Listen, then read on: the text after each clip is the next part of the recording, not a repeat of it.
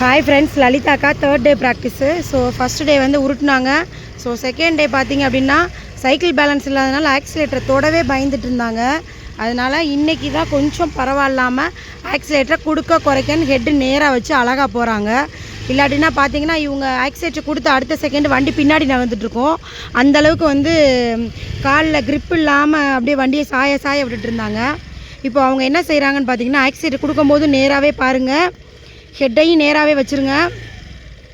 குறைச்ச அடுத்த செகண்டு ஒரு சில செகண்டு வந்து காலை நல்லா நேராக வச்சுட்டு ஹெட்டை நேராக பிடிச்சிருக்கோமான்றதை பார்த்துட்டு அதுக்கப்புறம் ஆக்சிலேட்டர் கொடுங்க அப்படின்னு சொல்லி சொன்னோம். பார்த்திங்கன்னா ரொம்ப அழகாகவே செஞ்சுட்டாங்க.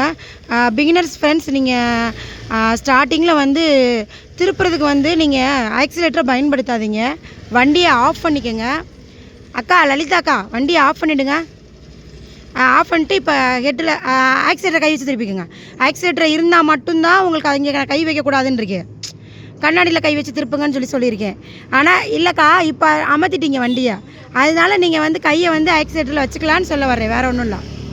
கன்ஃபியூஸ் ஆகிட்டாங்க அக்கா, வேறு ஒன்றும் கிடையாது.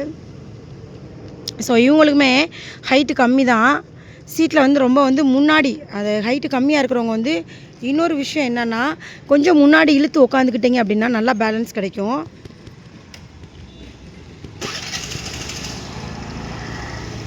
சூப்பர்க்கா, வெரி குட்.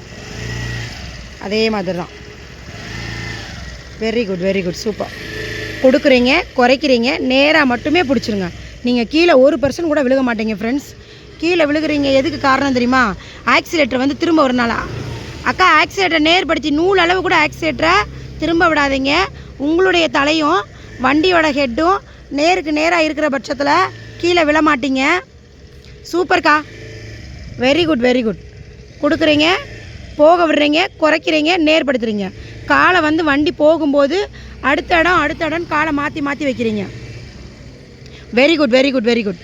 இப்போ நீங்கள் இதே மாதிரி ஒரு 1 hour ப்ராக்டிஸ் பண்ணுங்களேன்.